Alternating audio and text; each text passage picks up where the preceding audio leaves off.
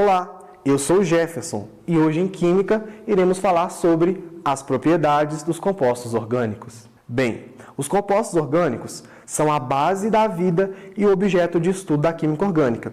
Essencialmente, são substâncias que contêm carbono como elemento principal, geralmente ligado a hidrogênio, oxigênio, nitrogênio e outros elementos.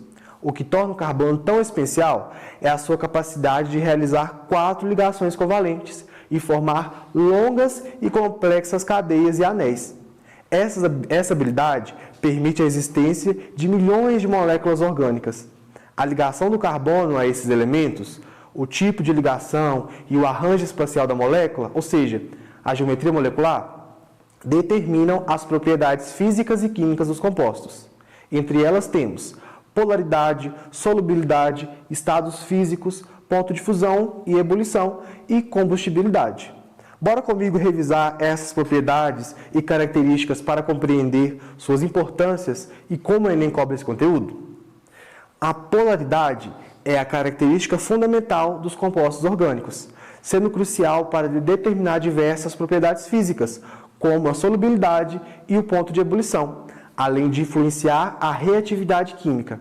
Essa propriedade surge da distribuição simétrica ou assimétrica dos elétrons dentro da molécula, que por sua vez depende diretamente da distribuição dos átomos e da diferença de eletronegatividade entre eles.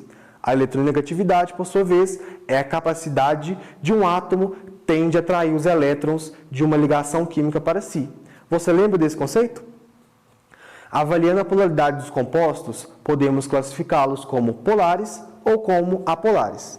Os compostos polares apresentam uma distribuição eletrônica assimétrica,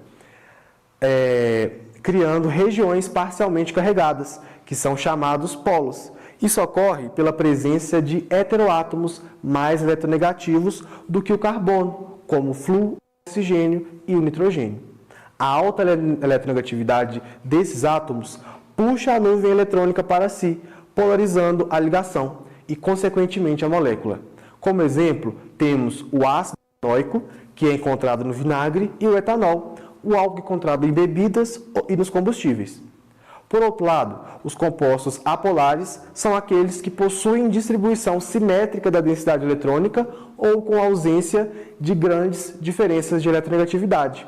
Os hidrocarbonetos, que são os elementos formados por carbono e hidrogênio, são exemplos de compostos apolares. Acima vemos alguns exemplos. As ligações entre os carbonos são apolares. As ligações dos carbonos com os hidrogênios possuem uma diferença de eletronegatividade muito pequena, tornando a molécula como um todo apolar.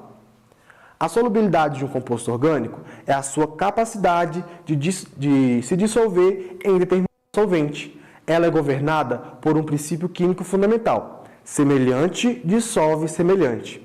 Esse princípio significa que a capacidade dos compostos de se misturar ocorre quando possuem polaridades e forças intermoleculares compatíveis. A polaridade da molécula é o fator primário que determina a solubilidade.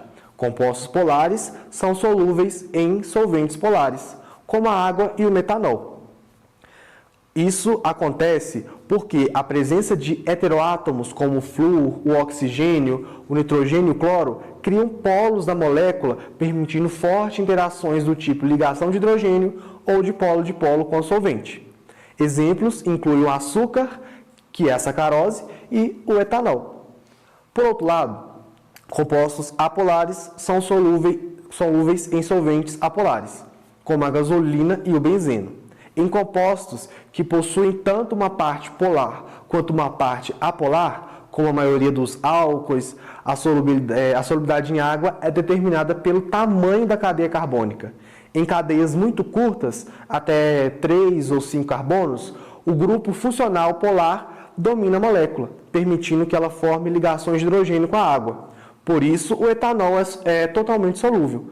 No entanto, em cadeias longas, 6 ou mais carbonos, a porção apolar da molécula passa a dominar, tornando o composto praticamente solúvel em água e mais solúvel em solventes orgânicos apolares, como é o caso do etanol.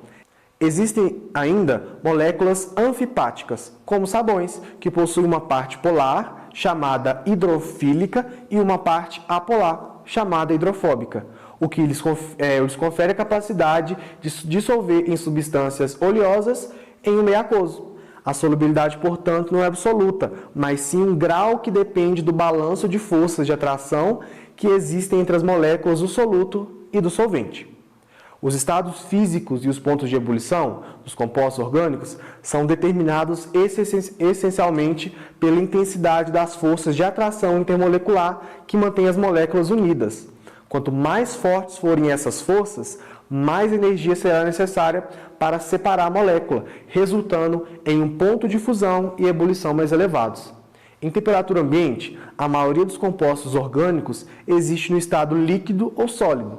Embora hidrocarbonetos de cadeia muito curta, com baixa massa molecular, geralmente 1 a 4 carbonos, existam como gases devido às forças de interação intermolecular muito fracas.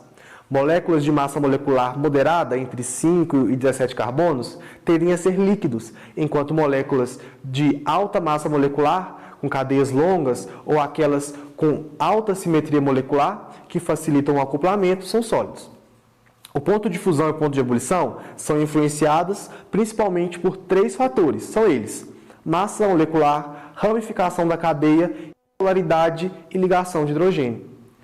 A massa molecular é proporcional ao aumento do comprimento da cadeia carbônica. A área de contato entre as moléculas aumenta, intensificando as forças de Van der Waals, com o dipolo induzido e, consequentemente, elevando o ponto de fusão e ebulição. Na ramificação da cadeia, as moléculas ramificadas têm um formato mais esférico e uma menor área de contato superficial do que outras de cadeia linear, o que enfraquece a atração de Van der Waals e geralmente resulta em ponto de fusão e ebulição mais baixo. Já a polaridade e ligação de hidrogênio é o mais significativo fator. A presença de grupos funcionais apolares, essencialmente aqueles capazes de formar ligação de hidrogênio, cria as atrações intermoleculares mais fortes possíveis na química orgânica. Essa forte atração exige uma quantidade substancialmente maior de energia para ser rompida, elevando drasticamente os pontos de fusão e ebulição. Por exemplo, ácidos carboxílicos formam ligações de hidrogênio duplas. Assim, costumam apresentar os pontos de fusão e ebulição mais altos entre os compostos orgânicos de massa molecular comparável. Na imagem acima, o ácido propanóico, que é um ácido carboxílico, possui maior ponto de fusão que o etanoato de metila, embora eles possuem a mesma massa molecular. E por fim, temos a combustibilidade, que é uma propriedade fundamental e quase universal dos compostos orgânicos, sendo definida pela sua capacidade de reagir rapidamente com o oxigênio, liberando uma quantidade significativa de energia na forma de calor e luz. Esse processo é conhecido como combustão. Quase todos os compostos orgânicos são combustíveis, uma vez que sua estrutura é composta predominantemente por átomos de carbono e hidrogênio, cujas ligações químicas armazenam energia.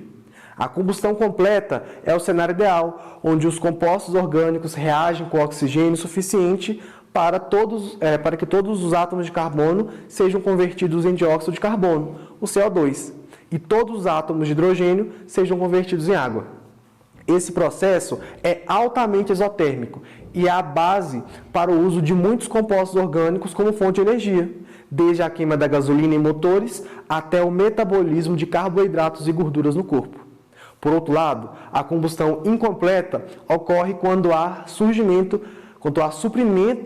insuficiente de oxigênio. Nesse caso, parte do carbono não é oxidada completamente, resultando na formação de monóxido de carbono, o CO, um gás altamente tóxico, e também da fuligem.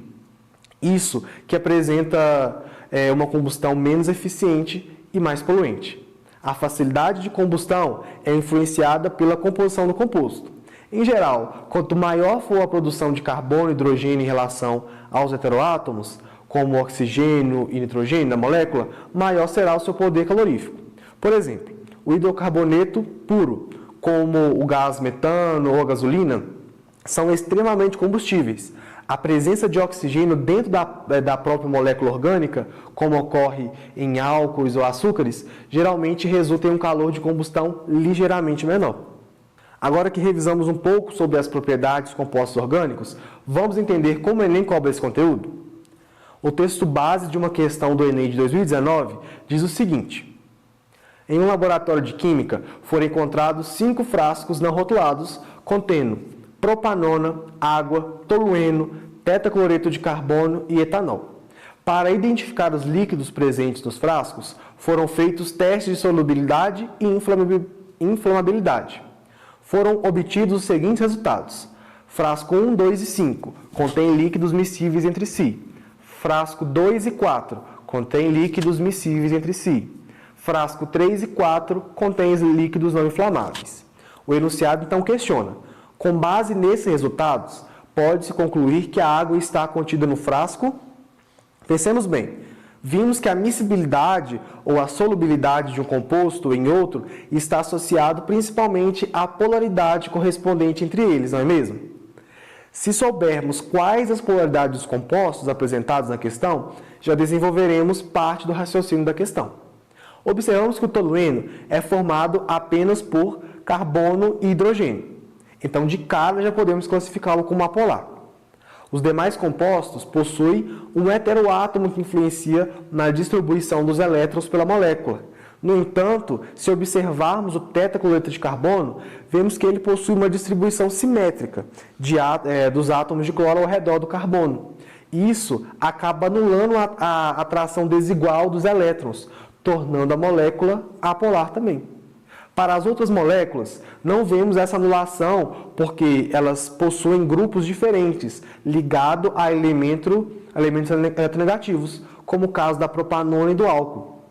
Ou possuem uma geometria espacial, como a da água, que é angular, que não proporciona a anulação eficaz da disparidade polar. Logo, essas 3 são moléculas polares. Assim, lembrando que semelhantes se misturam, temos que os líquidos 1, 2 e 3 são água, propanona e etanol, não necessariamente nessa ordem. E os líquidos 4 e 5 são tetracloreto de carbono e tolueno, também não necessariamente nessa ordem. O exercício ainda apresenta que os líquidos nos frascos 3 e 4 não são inflamáveis. Você não precisa saber mais nada para resolver essa questão e identificar em qual frasco está a água. Você sabe que ela não é inflamável, não é? Então, ela só pode estar no frasco 3 ou 4. Como vimos que ela ficou entre os frascos 1, 2 e 3, concluímos que ela está no terceiro. Com isso, marcaremos a alternativa C como correta. Só para você saber, o tetracloreto de carbono é outro composto não inflamável. Outra questão do Enem 2021 apresenta o seguinte texto base: uma lagarta, ao comer as folhas de milho, induz no vegetal a produção de óleos voláteis cujas estruturas são mostradas a seguir. Logo abaixo vemos as estruturas dos óleos. O enunciado então pergunta: a volatilidade desses óleos é em decorrência do ou da? Você lembra que a volatilidade é a passagem facilitada de um composto do estado líquido para o sólido? E como vimos, o que influencia diretamente esse processo é a quebra das interações intermoleculares. Vamos analisar as alternativas para avaliar cada uma delas? Letra A. Elevado caráter covalente. Não, as ligações covalentes não influenciam esse processo. Elas estão relacionadas às ligações entre os átomos, não das moléculas.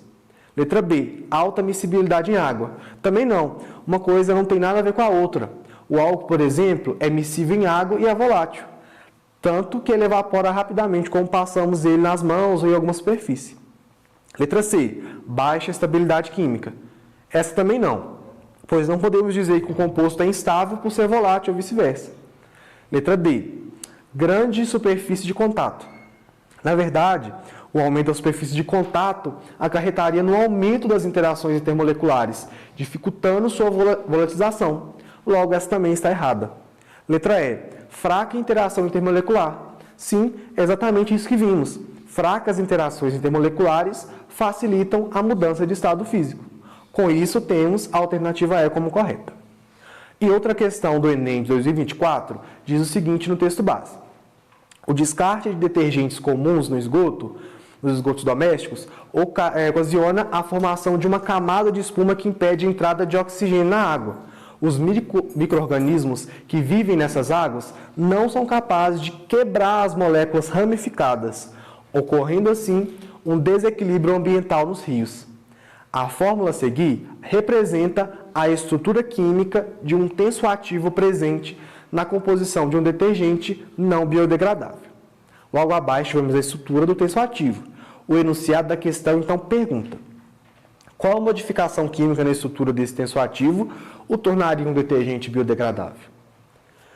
Bem, o texto falou que a estrutura ramificada impede que o micro-organismo degrade as moléculas. Logo, se isso fosse de alguma forma eliminado ou substituído, o problema seria resolvido. Vamos analisar as alternativas e avaliar cada uma delas? Letra A. Retirar a parte polar da molécula.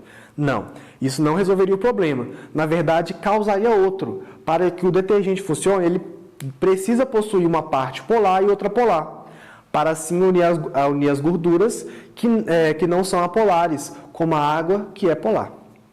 Letra B. Eliminar as insaturações do anel aromático. Bem, eliminar as insaturações do anel aromático não tem nada a ver com a ramificação da cadeia. Letra C. Trocar o grupo aniônico por um grupo nêutron.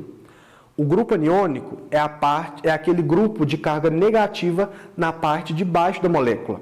Eliminá-lo não resolveria o problema da ramificação, já que ele é só parte dela. Letra D. Trocar o grupo aniônico por um grupo catiônico. Também não. A substituição dos grupos não mudaria muita coisa quando falamos da ramificação. Letra E. Modificar a cadeia carbônica para a cadeia normal. Sim, essa faz sentido. Com a eliminação da ramificação, a degradação do composto pelos micro-organismos pode ser possível. Com isso, temos a letra E como alternativa correta. E encerramos por aqui. Espero que tenham conseguido compreender como as propriedades dos compostos orgânicos é cobrada no Enem. Até mais!